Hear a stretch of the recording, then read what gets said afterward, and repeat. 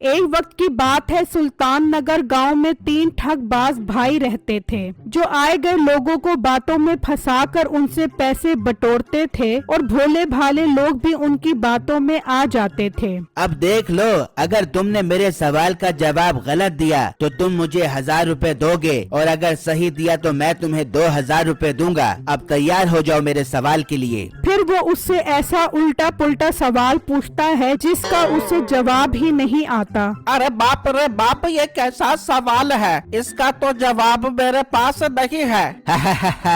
लाओ फिर दो मुझे 1000 रुपए। मेरे सवालों का जवाब देना कोई आसान काम नहीं है। फिर वो आदमी बुद्धू बन जाता है और उसे 1000 रुपए देकर चला जाता है। उन तीनों की ठगबाजियां पूरे गांव में मशहूर हो चुकी थीं। हाँ जी, लेकर आ गए हो खाने पीने का सामान। अरे भाग्य वाले कहाँ से लेके आता सामान, वो मनहूस मीठा मिल गया था मुझे, उसने बातों में ऐसा उलझा कर मुझसे 1000 रुपए ठग लिए। क्या आप उसे 1000 रुपए देकर आ गए हो? कोई अकल है आप में के नहीं? आपको पता भी है कि वो एक नंबर का ठगबाज है, पूरे गांव वाले उसको जानते हैं, तो आप उसकी बातों में कैसे आ गए? बेगम, उसने कहा कि अगर तुम सवालों का सही जवाब दोगे तो मैं तुम्हें 2000 रुपए दूंगा। मैंने सोचा जवाब तो मैं आराम से दे दूंगा, लेकिन उसने तो ऐसा सवाल पूछा कि उसका जवाब तो आइंस्टाइन का लड़का भी नहीं दे सकता, और फिर उसने मेरे से 1000 रुपए ठग लिए। हाय, अब मैं क्या करूं? कोई अकल नहीं है आपके दिमाग के अंदर। अब उन ठगबाजों का मसला हल करना पड़ेगा। मैं भी अपने भाई के पास जाती हूँ। फिर वो औरत घर से निकलती है और अपने भाई के घर आ जाती है। आओ बहन आओ, खैर तो है, इतनी परेशान क्यों लग रही हो? भाई आपको क्या बताऊं, आपके भंडवैये साहब मीठे के हाथों लुट कर आ गए हैं। बहन ये तुम क्या कह रही हो? फिर उनकी बहन उसे सारी बात बताती है। उसे भी ये बात सुनकर बहुत गुस्सा आता है। अच्छा तो ये बात है, ये ठगबाज लोग एक एक करके पूरे गांव वालों को चूना लगाते रहेंगे। अब इनका मसला हल करना पड़ेगा, वरना तो हम परेशानी में आ जाएंगे। बेटा, उनसे पंगा लेने की कोई जरूरत नहीं है, तुम बस उनसे दूर दूर रहो, यही इस मसले का हल है मेरे बेटे। नहीं अम्मी जान, मैं नहीं चाहता कि गांव के मासूम लोग इनकी बातों में आकर लुटते रहें। अब तो इनका मसला हल करना पड़ेगा। फिर बिट्टू उन तीनों ठगबाज भाइयों के पास जाने के लिए निकल जाता है और जब वो वहाँ पहुँचता है, आया आया शिकार आया, ये तो बहुत अमीर लग रहा है, इसे लूटने का मजा आ जाएगा। भाई जान, क्या आप मुझे बता सकते हो कि शहर जाने का रास्ता कहाँ पर है? जी मेरे भाई, मैं आपको बता सकता हूँ, लेकिन उसके लिए आपको मेरे एक सवाल का जवाब देना पड़ेगा। अरे भाई, सवालों का जवाब देने में तो मैं बहुत एक्सपर्ट हूँ, पूछो क्या सवाल पूछने हैं आपने? भाई जान, मेरे सवाल पूछने का तरीका थोड़ा अलग है। अगर आप मेरे सवाल का सही जवाब दोगे तो मैं आपको 2000 रुपए दूंगा, और अगर गलत जवाब दोगे तो आप मुझे 1000 रुपए दोगे। अरे भाई, ये तो बहुत अच्छी शर्त है, पूछो क्या सवाल है आपका? मैं 2000 रुपए कमाने के लिए बैठा हूँ, अपने हाथों में रखने के लिए। मुझे ये बताओ कि पहले इस दुनिया में मुर्गी आई है या अंडा? लो, इतना आसान सवाल। भाई, पहले मुर्गी आई है, फिर उसने अंडा दिया है। लाओ 2000 रुपए दो।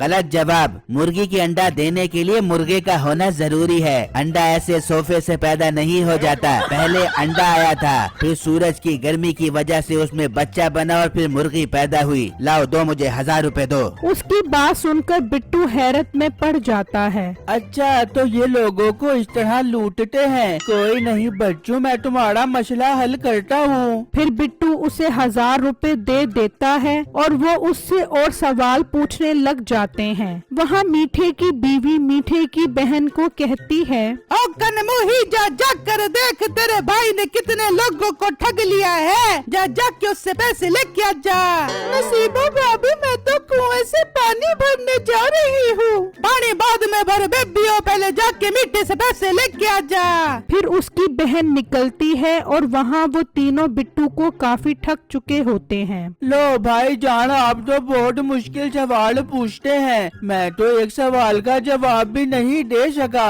अच्छा मैं अब आपसे एक सवाल पूछता हूँ, अगर आपने कहा झूठ तो आप मुझे 5,000 रुपए दोगे, और अगर सच कहा तो मैं आपको 1,000 रुपए दूंगा। अरे वाह वाह वाह, इतना आसान सवाल। मैं कोई पागल हूँ जो झूठ कहकर 5,000 रुपए दे दूं, मैं सच ही कहूँगा।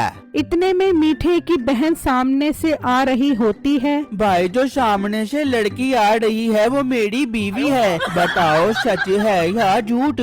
मीठा उसका सवाल सुनकर चौंक जाता है। अरे ये तो इस मोटे ने अपने दिमाग की बत्ती जलाकर मेरे दिमाग की बत्ती गुल कर दी है। अरे भाई हम तीनों भी मशवरा करके तुम्हें जवाब देते हैं। भाई जान जल्दी करो, मेरे पास टाइम थोड़ा है, फिर मैंने घर जाना और घर जाकर रोटियां पकानी अपने चूल्हे के ऊपर। फिर वो तीनों मशवरा करने लग जाते हैं। भाई इसने तो बहुत गलत सवाल पूछ लिया है, अगर हमने सच कह दिया तो ये हमारी बहन को ले जाएगा, और अगर हमने झूठ कहा तो वो हमसे 5,000 रुपए ले जाएगा।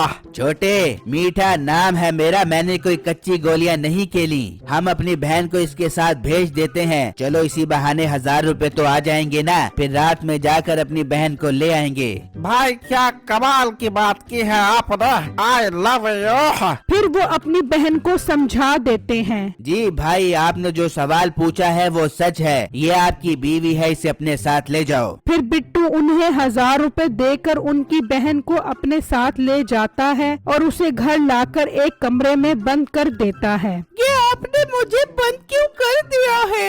चुप कर जाओ, तुम और तुम्हारा भाई लोगों को बेवकूफ बना बना कर उनसे पैसे ठगते हो। अब मैं तुम सबको मजा चखाता हूँ। बिट्टू मेरी बात सुनो, वो तीनों और उनकी बीवी ऐसी ही है। मैंने तो उन्हें बहुत समझाया है कि ये काम मत करो, ये काम गलत है, लेकिन वो मेरी कोई बात नहीं मानते। क्या तुम सच कह रही हो? हाँ बिट्टू, मुझे आपसे मोहब्बत हो गई है। मैं तो खुद उनसे जान छुड़वाना चाहती थी, तो देखो खुदा ने आपको मेरे पास भेज दिया है। वो आज रात को मुझे लेने आएंगे और इसी बहाने आपके घर से चोरी भी करेंगे। अच्छा तो ये बात है, अब मुझे इनका मसला आज रात को ही हल करना पड़ेगा।